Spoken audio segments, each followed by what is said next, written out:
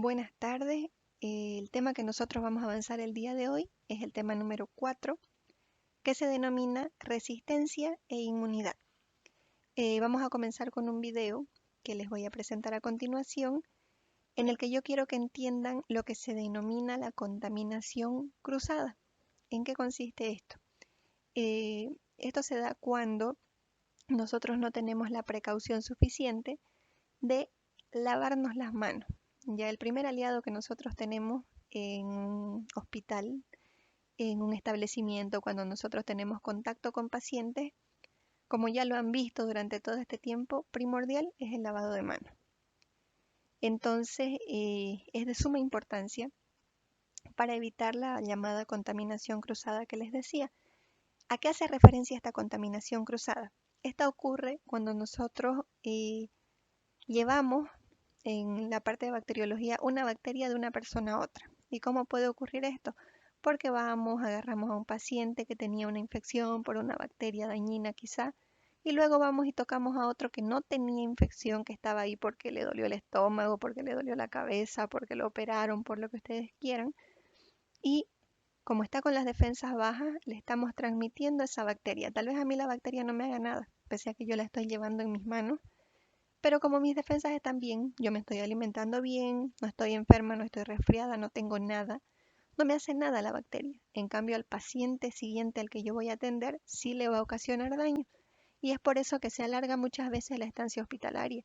El paciente tenía que quedarse 2 o 3 días por una cirugía, pero de pronto se queda un mes. ¿Por qué? Porque estaba enfermo y de paso adquirió una infección en el hospital.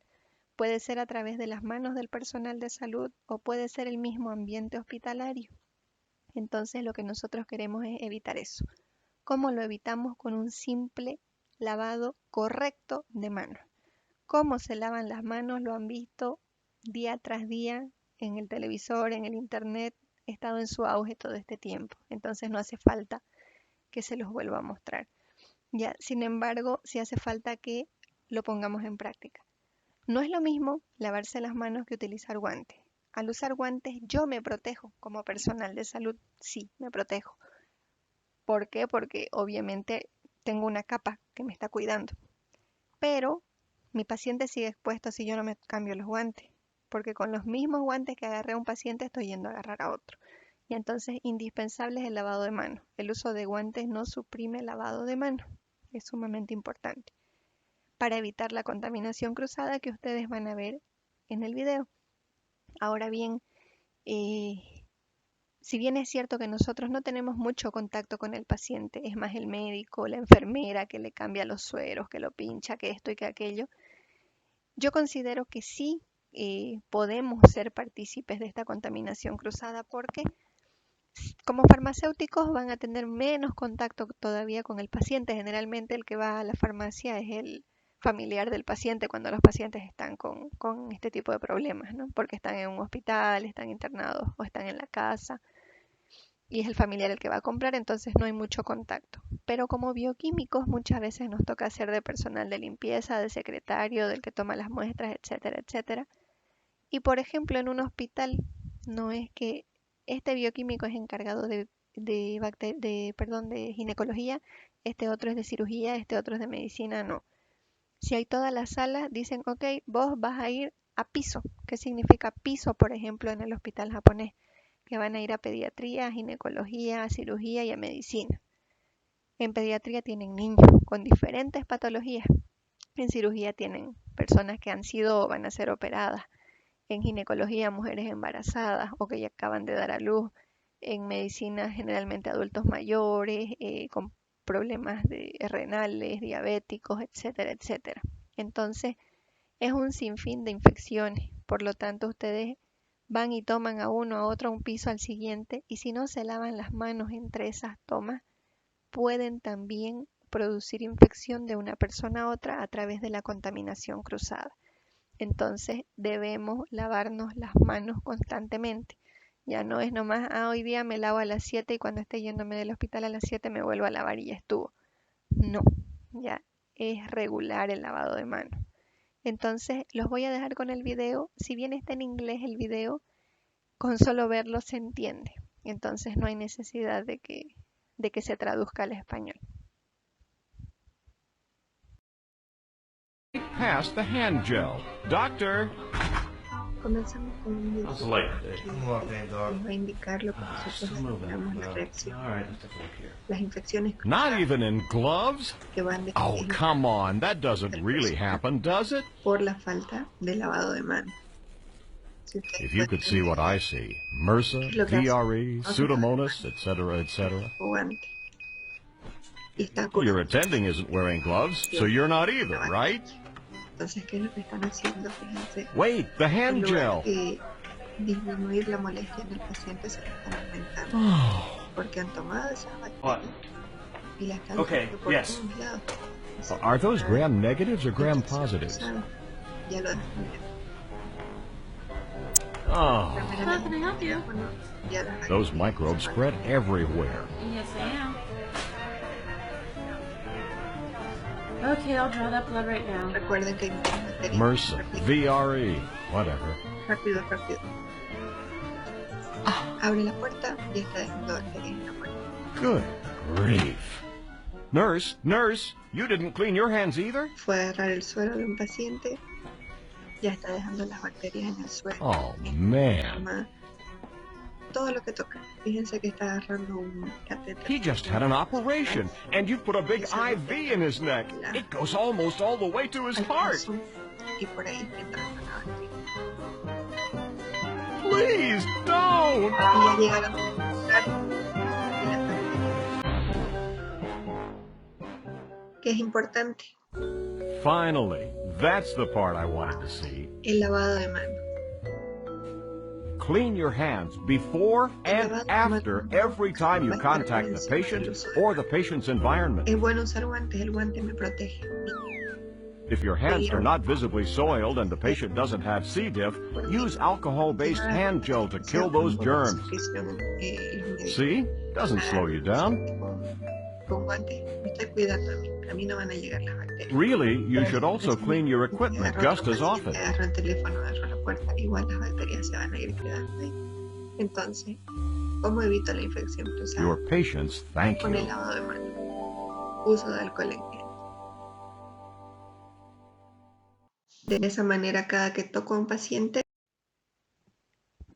Bueno, como vieron en el video, hay muchos culpables. El médico fue el primero. ¿Por qué? Porque para empezar, al ingresar a la sala donde estaba su paciente que iba a curar, que iba a atender, no se lavó las manos. Ahí ya está ocasionando daño. ¿Por qué? Porque recuerden que hay personas que tienen microorganismos como parte de su microbiota normal. Entonces, puede que el médico haya tenido un Staphylococcus aureus o alguna otra bacteria que a él no le hace daño porque es parte de la microbiota normal, que ya van a entender más adelante qué es microbiota normal, pero al paciente sí le puede ocasionar daño y le está curando una herida, tiene una herida abierta. Entonces, si esa herida no estaba infectada, aunque no se dio el caso porque el paciente sí tenía bacterias, le está dejando una bacteria más y le está ocasionando daño, ¿ya? Entonces, ahí faltó. Luego, ¿qué hizo? Curó al paciente y se llevó sus bacterias, agarró el teléfono. Viene la enfermera no tiene la culpa hasta ahí, porque no fue su culpa. Ella no sabe que el médico no se lavó las manos. Agarró el teléfono y se contaminó, pero a ella no le va a ocasionar mucho daño. ¿Por qué? Porque sus defensas están bien, ella está sana. Abrió la puerta, ya. Ahí debió lavarse las manos, pero como no lo hizo, está llevándole a otro paciente infección, la bacteria que tenía el paciente anterior. Y fíjense, el nuevo paciente no tiene herida. Eso es lo que pensamos. Pero ella va y se acerca a un suero, no sabemos qué es, tal vez tenía algún medicamento, pero que le están colocando a través de la vía central. Es decir, que le han hecho un hueco en su pecho, en la clavícula y abajo, para poder introducirle un catéter, un tubo, si ustedes quieren, que va a las venas del corazón. Y por ahí las bacterias están haciéndose camino para ingresar. Tienen una puerta de entrada, entonces le puede ocasionar una infección aún mayor que la que tenía el paciente anterior, porque está llegando a sangre. Y ustedes saben que si llega a sangre, la sangre circula y se puede ocasionar lo que se llama una sepsis. ya que es la presencia ya de microorganismos en torrente sanguíneo que esas se van a dispersar a cualquier órgano. Entonces, si ella se hubiera lavado las manos antes de hacer eso, ya cortaba esa contaminación cruzada. Pero como no lo hizo, siguió. Y los otros médicos igual entraron sin lavarse las manos, todos a tocar al paciente y pobre paciente vieron, se llenó de bacterias. Obviamente es algo ilustrativo, por eso ven que rapidito las bacterias se multiplican. No es tan así, toma su tiempo, pero hay bacterias, por ejemplo Escherichia coli, cada 15 minutos se reproduce. Hay otras que tardan 1 hora, 2 horas, 8 horas, 16 horas. Por eso es que se deja incubar de 18 a 24 cuando yo quiero ver crecimiento de la bacteria. Pero hay algunas, como les digo, que crecen rápido y en un 2x3 nos pueden ocasionar infección. Ahora, si hablamos de resistencia e inmunidad, bueno, antes de irme ahí, como vieron en el video, ¿qué es lo que tengo que hacer yo para evitar eso? Lavado correcto de manos. Otra opción que tengo, el alcohol en gel, que igual tiene que ser los mismos tiempos, por lo menos 20 segundos, de la forma en la que nos enseñan a lavarnos las manos, pero en lugar de agua y jabón, alcohol en gel. Tampoco es que el alcohol en gel me lo puse hoy día a las 7 y me protege hasta las 7 de la noche, no. Por lo menos cada media hora deberíamos volver a pasarnos alcohol en gel o cada que vamos a tener contacto con un nuevo paciente. Ya no es para siempre. Prácticamente los alcohol en gel suelen funcionar como bacteriostáticos. Nosotros hicimos un trabajo con una de sus compañeras que hizo para seminario de tesis probando el alcohol en gel, en el que vimos que su efecto suele ser bacteriostático. Por eso debe ser a cada rato que se hace, porque cuando colocábamos el alcohol en gel, sembrábamos y no había crecimiento. Una bacteria que generalmente crecía a los 15 minutos, a los 15 minutos no encontrábamos nada y dijimos, wow, la mata. Pero después de media hora, después de 1 hora, comenzaba a crecer. ¿Ya? Entonces, ¿qué significa? Que inhibe el crecimiento, inhibe que se vaya desarrollando, que se replique por un rato, pero pasa el efecto y otra vez vuelve la bacteria a replicarse. Entonces no es una sola vez. ¿Ya? Ahora bien, hablando de resistencia e inmunidad, tenemos que manejar dos conceptos importantes, hablando de inmunidad básicamente, que son antígeno y anticuerpo. ¿Qué es un antígeno? Es cualquier sustancia, agente extraño, ¿ya? Que ingresa a ocasionarme daño. En mi caso, las bacterias serían mis antígenos. No todas, ya les he dicho que hay algunas que están como parte de la microbiota normal. Por ejemplo, en la mujer tenemos, cuando ya hay la menstruación, aparecen los bacilos de Doderlein, se llaman. Son bacterias que están en vagina, que lo que hacen es más bien protegerme, evitar que otro germen ingrese a producir mi infección, ¿ya? En cambio, existen otras que vienen directamente a ocasionarme enfermedad, a ocasionarme daño, que son las que estudiamos prácticamente en la materia, que esas se convierten en antígenos porque son algo extraño para mi organismo, que cuando ingresen lo que van a hacer es hacer que mi sistema reaccione creando el otro término que tenemos aquí, que son los anticuerpos. Entonces, ¿qué son los anticuerpos? Es la defensa que se crea frente a la presencia de algún antígeno o agente extraño. Mi organismo, ¿qué hace? Reacciona. Y mientras fabrica esos anticuerpos, le dice a mi cuerpo, oye, estás mal, tenés algo, reacciona. Y ahí es que se produce fiebre, dolor, inflamación, porque si no, no nos damos cuenta. Entonces el organismo nos hace reaccionar. No es que la bacteria venga con un martillo y por eso me duele la cabeza, o que la bacteria venga con agua hervida y por eso siento calor, por eso me da fiebre. No. Esas reacciones las produce mi organismo para que yo me dé cuenta que algo no está bien conmigo y reaccione, vaya al médico, me compre un antibiótico, me haga un cultivo, etcétera, etcétera. Ahora, las bacterias, de acuerdo a sus condiciones de vida, son otros dos conceptos que tenemos que conocer. Se pueden clasificar en saprófitos o simbiontes. ¿Qué son los saprófitos? Son aquellas bacterias de vida libre, se llaman. Es decir, las que están en la naturaleza, ahí, sin hacerme daño, sin molestarme, simplemente se alimentan de material de desecho, nada más. Por otro lado, tenemos los simbiontes, que ustedes los han debido conocer en parasitología, que son aquellos que sí tienen una relación o una asociación con un huésped.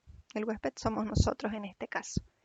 hay muchas relaciones de simbiosis ya en las que los microorganismos o las bacterias pueden estar ahí aprovechándose de algo que tenemos nosotros, perjudicándonos o favoreciéndonos. Hay muchas relaciones, nosotros vamos a ver algunas de ellas, las más importantes, que lo vamos a determinar como relación huésped-bacteria. Ustedes han visto relación huésped-parásito.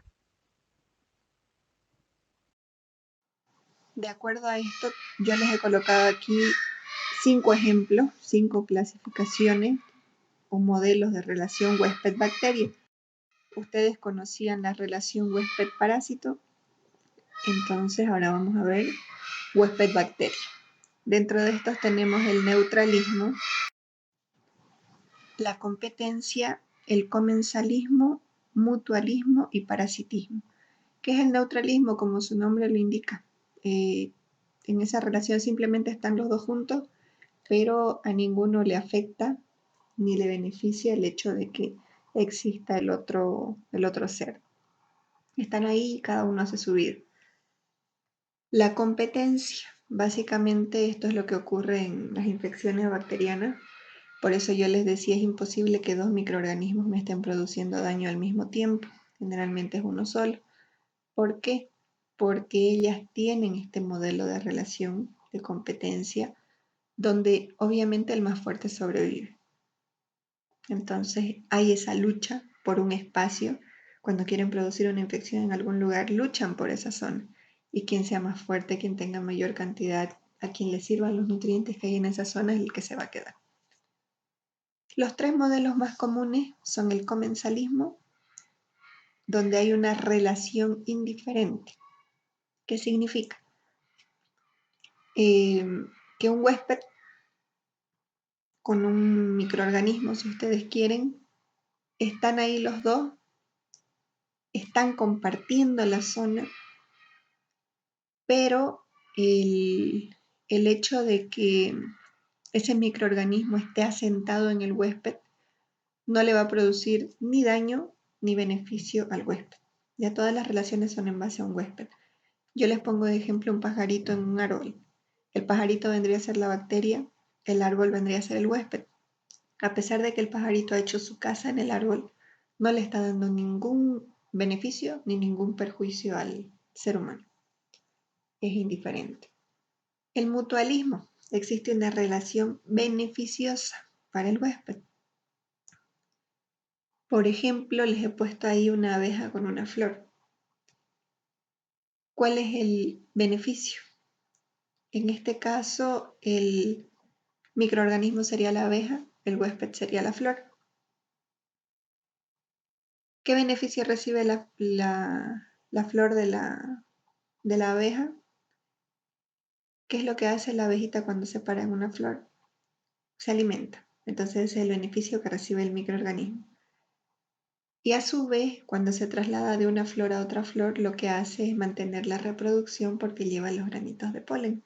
Entonces, el beneficio que le da al huésped es que lo mantiene vivo porque le permite tener nuevas generaciones. El parasitismo, en cambio, es perjudicial. Le puse de ejemplo un perro con garrapata. ¿Cuál es el microorganismo ahí? Las garrapatas. El huésped del perro. ¿Será que va a recibir algún beneficio el perro de las garrapatas? Ninguno, sino más bien un perjuicio porque las garrapatas empiezan a consumirle sangre, le pueden producir anemia y algunas otras enfermedades como la babesia al animal. Entonces, así funciona igual en nuestro organismo. Nosotros tenemos, por ejemplo, cualquier bacteria que me vaya a producir enfermedad sería parasitismo. Una Escherichia coli, por ejemplo, ¿qué aporte me va a dar? Ninguno en la orina. ¿Qué me va a ocasionar? Infección urinaria. Es perjudicial. En cambio, por ejemplo, los bacilos de Doederlein, que son una bacteria que se encuentran en las secreciones vaginales femeninas como microbiota normal, es normal que estén ahí. Podríamos decir que cumplen una relación de mutualismo y en algunas ocasiones de comensalismo. Generalmente es comensalismo, ¿por qué? Porque están ahí, se están alimentando de lo que hay en esa zona, pero ni me están produciendo daño ni me están ayudando en nada en condiciones normales. ¿Cuándo va a ser mutualismo? Cuando quiere ingresar otra bacteria a través de los genitales.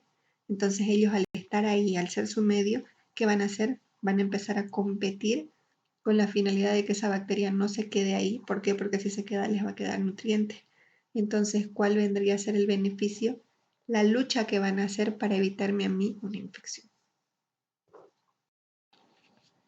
Ahora, todo el tiempo les hablo de la microbiota normal. ¿Qué viene a ser la microbiota normal? Son aquellos microorganismos, en nuestro caso bacterias, que se encuentran normalmente en algunas zonas de nuestro organismo y que no nos producen daño, como lo que acabo de mencionar, los bacilos de Doderlein en las secreciones vaginales. En la piel tenemos también una bacteria que ya la conocieron en laboratorio, que se llama el Staphylococcus epidermidis. Está por toda mi piel. ¿Me hace daño? No, sino más bien me protege para evitar que otro microorganismo ingrese a través de la piel. Tenemos esa microbiota normal en piel y en mucosas. En la garganta hay otras, en las secreciones genitales, en el ano, en diferentes zonas.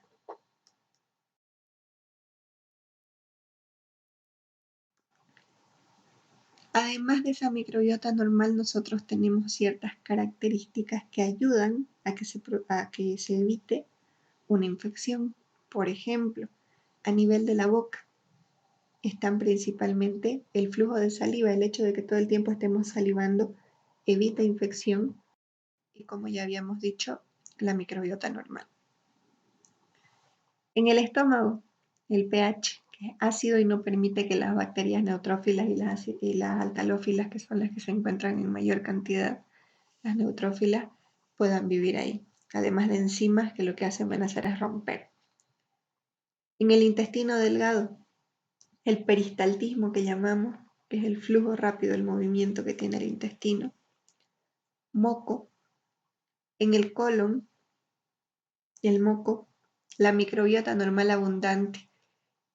En el colon, en el ano, nosotros tenemos Escherichia coli, Enterococcus fecalis, Citrobacter freundi, Proteus, Klebsiella, hay un montón de bacterias en esa zona. Entonces todas ellas evitan que otra patógena que me quiera hacer daño, como la Shigella y la Salmonella, que son patógenas ahí, logren quedarse, porque son mayores en número que ellas. En la nasofaringe igual tenemos la microbiota normal y tenemos los pelitos.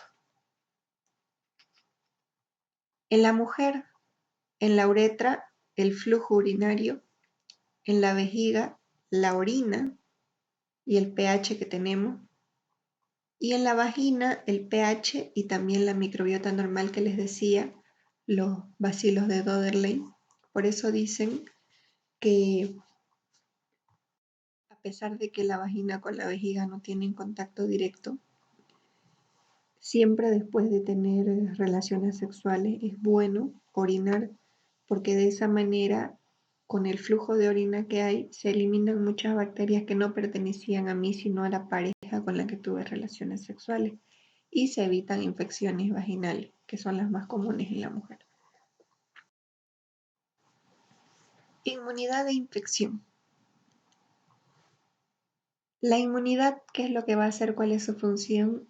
Disminuir la infección. ¿Cómo? A través de la prevención, del uso de antibióticos racional, se le denomina, es decir, el uso correcto. Yo uso antibióticos cuando estoy enferma por una bacteria. Ya, el uso racional es decir, no porque a mi amiga le hizo bien la ciprofloxacina, yo también voy a tomar ciprofloxacina. No, por eso es importante bacteriología, porque yo tengo que hacerle cultivo al paciente que está mal y en base al cultivo decirle qué antibióticos le funcionan a él, porque cada organismo es diferente. Si yo le doy uno que no le sirve solo porque a alguien más le hizo efecto, puede que le haga, puede que haya sido sensible y esa es suerte, pero puede que sea resistente, que no le funcione ese antibiótico. ¿Qué es lo que va a ocurrir? El día 1 o el día 2 incluso, el paciente se puede sentir mejor. ¿Por qué? Porque está el antibiótico y la bacteria recién está reaccionando para eliminarlo. Pero ya el día 3, 4 se pone peor el paciente. ¿Por qué? Porque el antibiótico no le funciona y la bacteria ya se dio cuenta que había algo y lo que hace es comenzar a eliminar al antibiótico a través de mecanismos de resistencia que comienza a producir. Entonces el antibiótico, ¿qué elimina? Si no puede eliminar a esa bacteria que me está haciendo daño, elimina mi microbiota normal porque esa no es resistente. Entonces, ¿qué estoy haciendo? En lugar de ayudarle al paciente, le estoy haciendo más daño. ¿Por qué? Porque no estoy eliminando lo que le hace daño. En contraposición, estoy eliminando lo que es favorable para mí, porque acuérdense que una de las funciones de la microbiota normal es evitar que otro microorganismo haga daño. Entonces, si la estoy eliminando, quedo todavía más libre para que otra bacteria ingrese y me produzca malestar. La mejora de las defensas del huésped evita infección. ¿Cómo ocurre una infección? Básicamente se los he querido graficar aquí. Nosotros tenemos el cuerpo humano. La bacteria puede estar colonizando simplemente, es decir, estar por encimita o estar ahí sin producirme daño. Pero cuando llega ya una cantidad de bacterias que pueden producir molestia, cuando se reproducen de forma ligera y ya saben que pueden hacer daño, es cuando se produce la infección. ¿Cómo lo observamos nosotros? Porque aparece inflamación, dolor, secreción, aparecen los signos y síntomas. Esos signos y síntomas no es que los crea la bacteria, sino que son los mecanismos de defensa que crea el cuerpo humano, porque se activan esos mecanismos con la finalidad de luchar contra el microorganismo que me está produciendo malestar.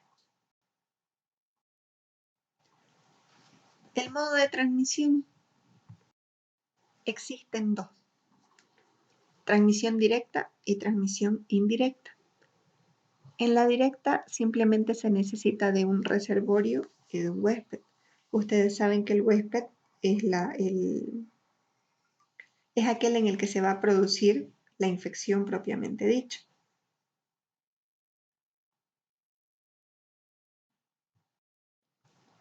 Y el reservorio vendría a ser un agente el lugar donde un agente infeccioso por lo común va a vivir y se va a multiplicar, y del cual va a depender para su supervivencia hasta que pueda ser transmitido a un huésped susceptible. ¿Quién podría ser reservorio? Un ser humano que tiene la enfermedad y la va a contagiar a otro, o la va a transmitir a otro. Un animal, un artrópodo, una planta, entre otros. Entonces, en la transmisión directa solo se requiere de ellos dos. En cambio, en la indirecta se requiere de reservorio y de huésped más un vehículo o un vector.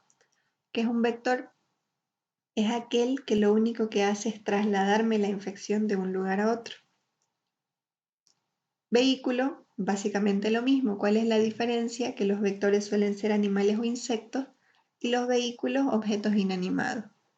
Por ejemplo, en los vehículos, el agua, el aire, los fomites que se llaman, los juguetes que llevan los niños a la boca. Ese es el principal vehículo por el que se produce infección en los bebés, porque todo lo meten a la boca.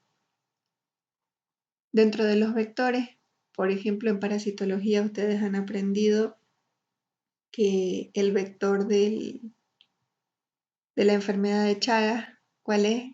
La vinchuca. En este caso funciona incluso como reservorio también, ¿no? Porque es ahí donde se termina su ciclo de vida el tripanosoma, y a través de la picadura que decimos nos transmite la enfermedad, aunque ya deben saber que en realidad no es que porque la vinchuca me pica yo me enfermo de Chagas, sino que la vinchuca al mismo tiempo que pica defeca. Y como a mí me pica, yo me rasco y soy yo quien hago que ingrese el tripanosoma a torrente sanguíneo. ¿Qué otro vector tenemos?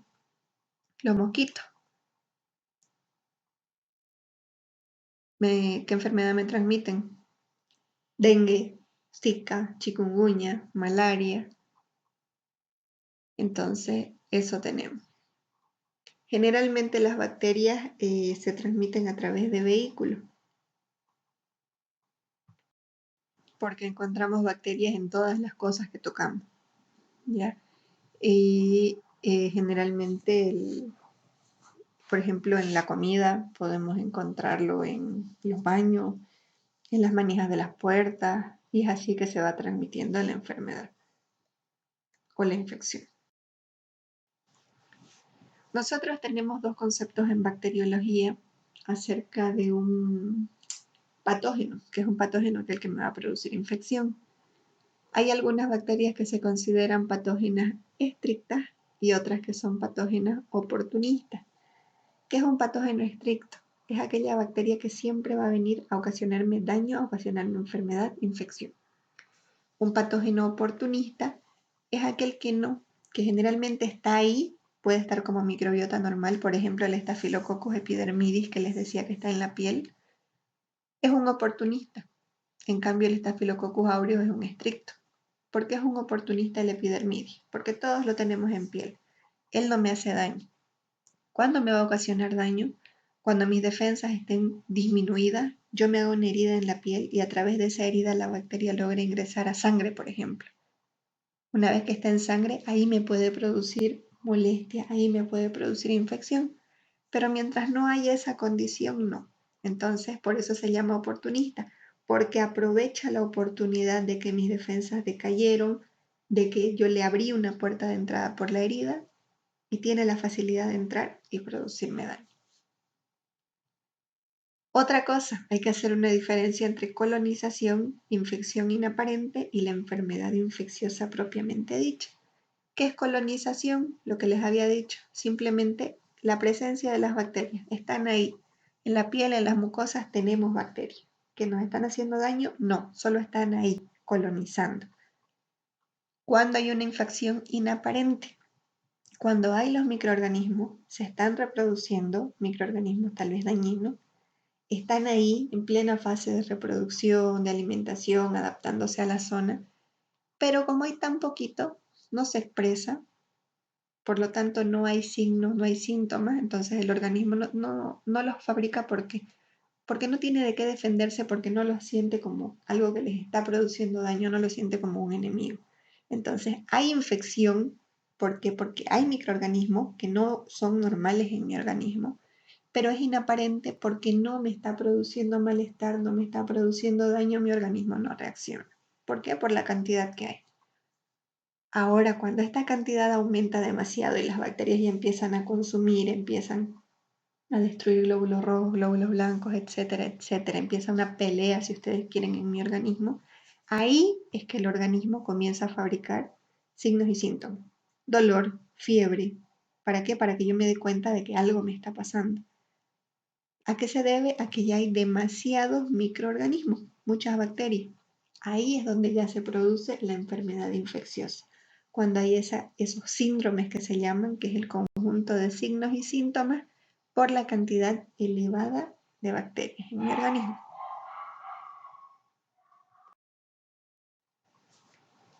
¿Qué tenemos como defensa para evitar eso? Vuelvo otra vez, la microbiota normal. Antes se llamaba flora microbiana, hoy en día se le llama microbiota normal. Esa microbiota normal tiene 3 funciones. Sintetiza nutrientes y vitaminas, como la B1, la B2, la B6 y la K, que nos van a ayudar a nosotros, nos van a dar algún beneficio. Por eso es que les decía que pueden comportarse con una relación de mutualismo en algunas ocasiones. Actúa como barrera defensiva. ¿Por qué? Porque ya les había dicho, por ejemplo, el que tenemos en piel, Staphylococcus epidermidis, es una barrera, porque al haber más Staphylococcus epidermidis, si viene una bacteria a querer ingresar por piel, el Staphylococcus no la va a dejar. ¿Por qué? Porque está en mayor cantidad, se va a abrir una lucha, una competencia, ¿y quién se va a quedar? El que es bueno para mí. Lo mismo en la garganta. Tenemos Streptococcus viridans, que ya lo han conocido también en laboratorio esta semana. Igual, si es muy poquito lo que quiere ingresar, el Streptococcus viridans lucha porque se lo tenemos en garganta y no lo deja ingresar. Ahora ya si ese microorganismo está en elevadas cantidades porque mis defensas bajaron, mi microbiota se está muriendo, ahí obviamente él no va a poder frenar eso. Pero mientras esté en mayor cantidad, va a ser una barrera defensiva para evitar que un microorganismo patógeno me produzca infección. Y me sirve también para interpretación del análisis microbiológico o bacteriológico en nuestro caso. ¿Por qué? Porque, por ejemplo, si yo estoy con dolor de garganta y me hacen una toma de muestra que se llama hisopado faríngeo, tomarme una muestra con un hisopo, que es un cotonete más largo, me toman una muestra de la garganta para ver por qué yo estoy con ese problema y me sale Streptococcus viridans. Si yo conozco microbiota normal, no voy a informar Streptococcus viridans. ¿Por qué? Porque les acabo de decir que es parte de la microbiota normal. Entonces, si yo no conozco que ese es parte de la microbiota normal, como ustedes no lo conocían hasta hoy, o sea, la conocían a la bacteria, pero no sabían que era parte de la garganta, ¿qué voy a hacer? Voy a decir, es un patógeno, le está haciendo daño, así que le voy a hacer un antibiograma para que el médico le dé antibiótico. No. Por eso me ayuda en la interpretación. Yo voy a decir, este no es patógeno, es parte de la microbiota normal, entonces no se lo voy a informar al médico ni le voy a hacer antibiograma, porque si yo le hago antibiogramas, el médico va a decir, esa bacteria es la que me está produciendo daño a mi paciente y yo le doy antibiótico. ¿Y qué va a hacer el antibiótico? Matar a Streptococcus viridans, que era el microbiota normal, no es dañino. Entonces, ¿qué estoy haciendo? Eliminando mi protección, eliminando mi barrera, eliminando aquel que me sintetiza nutrientes y vitaminas. Estoy eliminando lo bueno para mí. ¿Qué va a ocurrir? Que si el problema era viral, no sé, había el famoso coronavirus, pongámoslo de ejemplo, él era el que me estaba produciendo ese malestar. ¿Qué va a ocurrir? Por el simple hecho de que está ahí el Streptococcus viridans, hay una lucha entre él y el coronavirus. Ya lo estoy haciendo un poquito para que me entiendan. Si yo lo elimino al viridans, lo estoy dejando solo al coronavirus para que haga y deshaga. Ya no va a tener con quién luchar. Simplemente se va a instaurar, se va a empezar a multiplicar más seguido y el daño va a ser mayor. En cambio, si yo no le doy antibiótico, porque es parte de la microbiota normal, porque sé interpretar, lo estoy dejando ahí y estoy dejando algo que me va a ayudar porque va a luchar frente al coronavirus. Entonces va a ser más difícil que él me produzca infección o va a retardar más tiempo esa infección.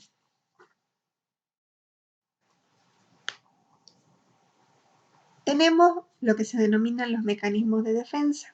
Unos son inespecíficos y otros son específicos. Dentro de los inespecíficos, lo primero que hacen estos mecanismos es evitar que ingrese una bacteria, evitación de la entrada. A nivel de la piel, ¿qué tenemos? La integridad anatómica, el hecho de que no tengamos heridas. El pH, que es ácido, por lo tanto bacterias neutras o bacterias alcalófilas no van a poder vivir. La competición microbiana, ya les dije, las bacterias que tenemos en esa zona como parte de la microbiota normal, que van a luchar para evitar que otra venga y ingrese a mi organismo. A nivel de las mucosas también está la integridad anatómica. Mientras yo no tenga una herida es difícil que ingrese un microorganismo. Los cilios, los pelitos que tenemos en la nariz, las secreciones como las lágrimas, es bueno llorar de vez en cuando, y la orina que ya les había dicho, por el pH que tienen y obviamente por el simple hecho de ser flujo líquido que hace que barre los microorganismos, siendo bactericidas como el ácido clorhídrico y otra vez la competencia por la microbiota normal que tenemos ahí. Si no se puede evitar la puerta de entrada, es decir, el microorganismo ya ingresa, la bacteria ingresa, ¿qué se activa? La respuesta humoral inespecífica. ¿Quién actúa ahí? El sistema complemento. ¿Qué es lo que hace? Fabricar lisosimas, ahí hay lisosomas, interferones y anticuerpos naturales que van a atacar ya a los microorganismos que lograron ingresar. Ahora, dentro de los mecanismos de defensa específicos, primero está la respuesta humoral adquirida, que es sintetizada por linfocitos B como respuesta al antígeno que está entrando. Hay un factor de reconocimiento que igual se activa, que reconoce lo no propio, o sea, todo lo extraño que está entrando.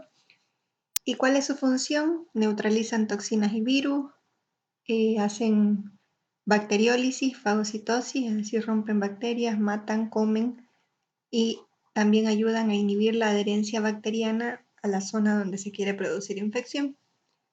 Luego se activan los linfocitos. Los linfocitos B, que son los anticuerpos que se forman justamente por la presencia del antígeno, ya habíamos dicho. Los linfocitos T, las NK, que son las células natural killer, se llaman, matadoras naturales, y las células accesorias en las diferentes regiones, ¿ya? A nivel de la sangre, por ejemplo, se activan los monocitos, los macrófagos; a nivel del cerebro, las células dendríticas; en el hígado, las células de Kupffer, etc. Y las interleuquinas, que son células que lo que hacen, que lo que hacen es llevar información de una célula a otra para saber dónde está el germen y atacarle. Yo digo que son las chismosas de la defensa que tenemos. ¿Por qué? Porque lo único que hacen es, ellas saben dónde está la infección y corren a buscar a las células que van a atacar. Ellas van y les dicen, aquí hay una infección, vayan. Y ellas van. Pero ellas no actúan, solamente llevan esa información. Neutrophils are white blood cells that hunt and kill bacteria. In this spread, a neutrophil is seen in the midst of red blood cells. Staphylococcus aureus bacteria have been added. The small clump of bacteria release a chemoattractant that is sensed by neutrophil. The neutrophil becomes polarized and starts chasing the bacteria. The bacteria, bounced around by thermal energy, move in a random path, seeming to avoid their predator. Eventually, the neutrophil catches up with the bacteria and engulfs them by phagocytosis.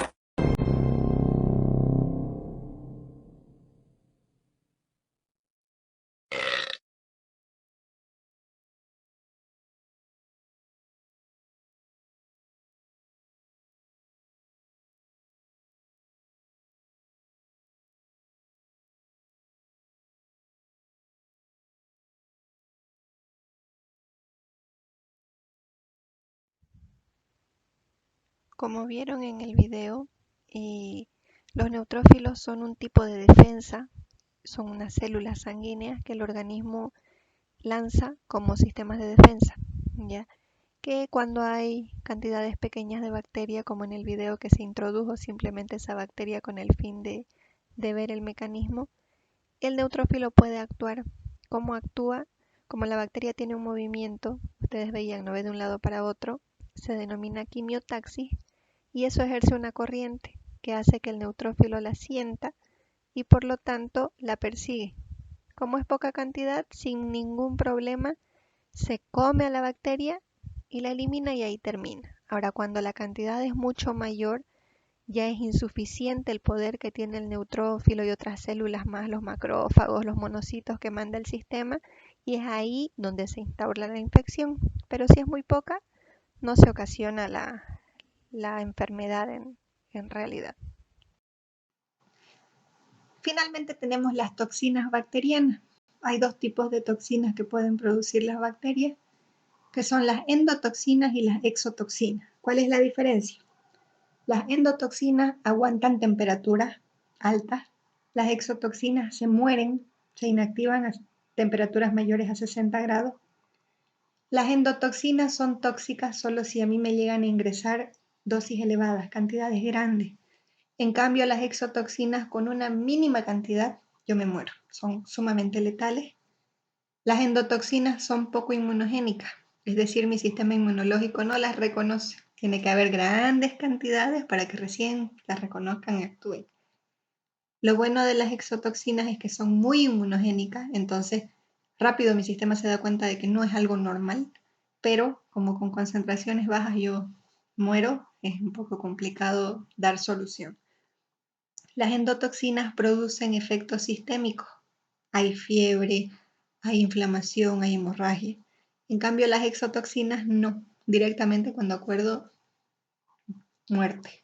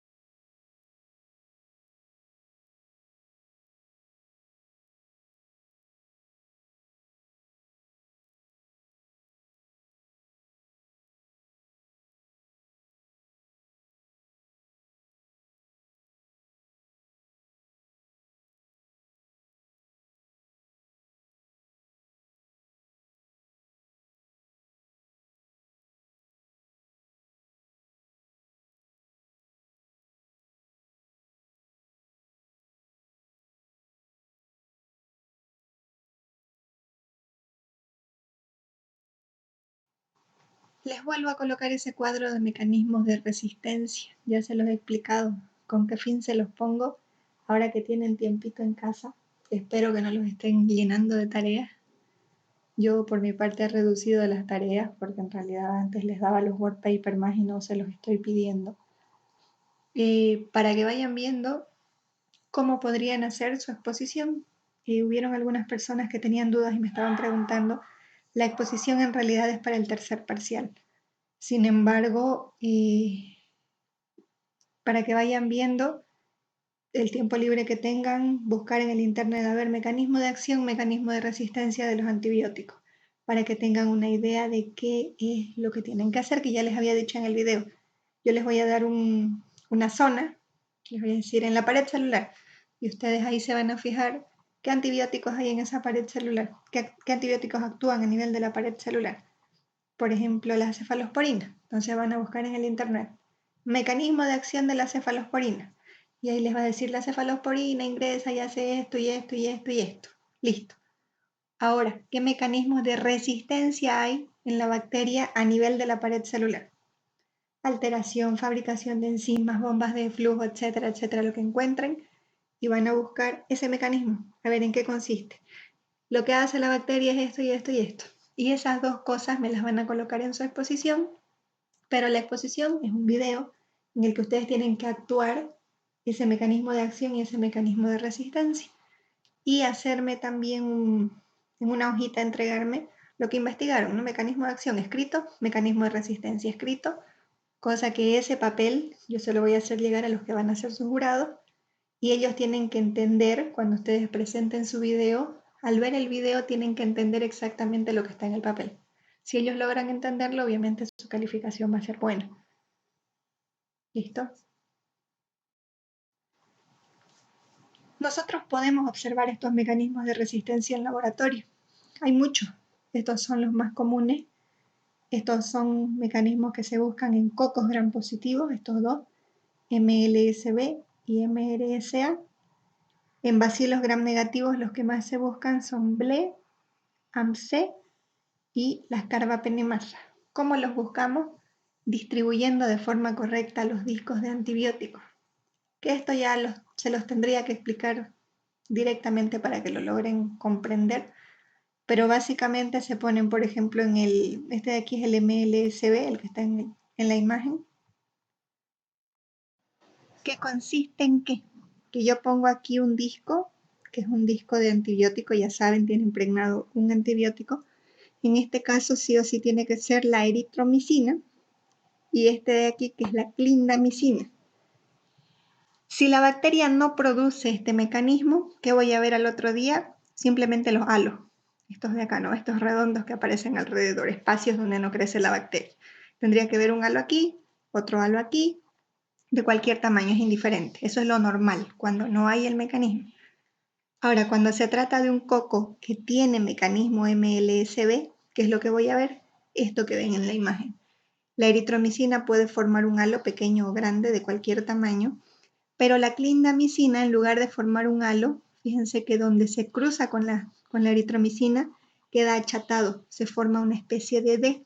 Si yo veo eso en laboratorio, ¿qué significa?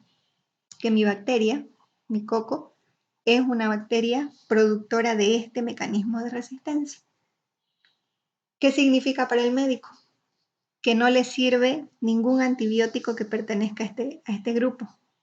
Macrólidos, lincosamidas y estreptograminas del grupo B se llaman. O sea, ustedes tendrían que buscar a ver macrólidos, son esto, este. Lincosamidas son este. Entonces, si yo le pongo al médico, por ejemplo, un coco, Staphylococcus aureus, MLSB, porque vi lo de aquí, el médico que va a decir, no le voy a dar macrólidos, no le voy a dar lincosamidas, no le voy a dar estreptograminas del grupo B. Le doy otros antibióticos. ¿Ya? Lo mismo aquí. Este que ven ustedes se llama BLE. ¿Qué necesito? Amoxicilina más ácido clavulánico, ceftazidima.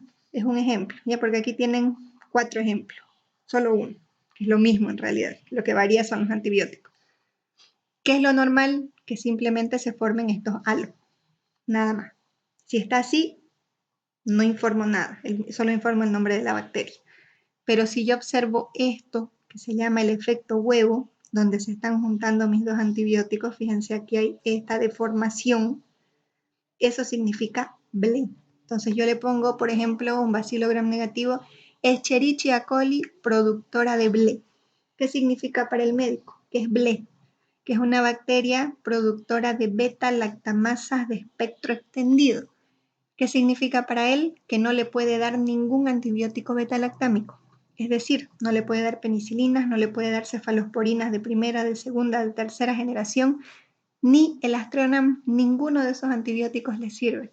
Por más que a mí me dé aquí un halo de 50, un redondo de 50, y yo le podría decir sensible, yo tengo la obligación de informarlo resistente si veo esto. Si no hay esto, lo informo del tamaño que es. ¿Listo? En algún momento lo vamos a volver a ver esto. Es el último tema de laboratorio, lo que es hacer un antibiograma. Y ahí yo les muestro o el de acá o el de acá, de acuerdo a lo que tengan disponibilidad, lo que me crezca en esos días, que es más común encontrar BLE.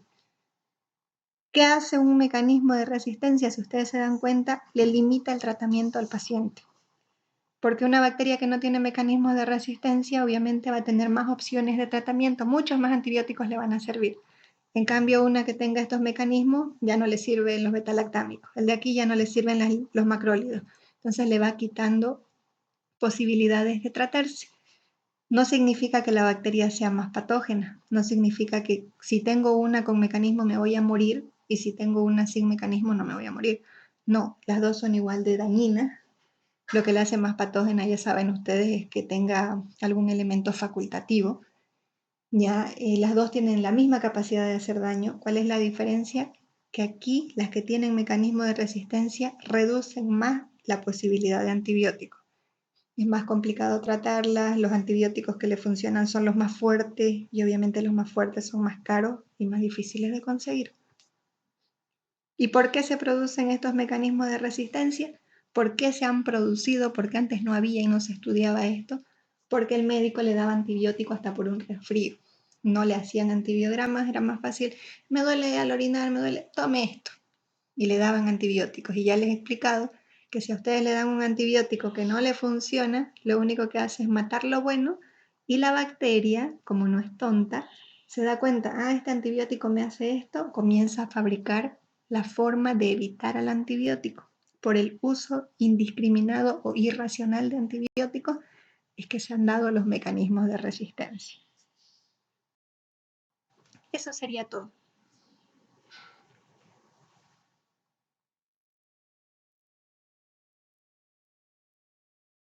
Para terminar,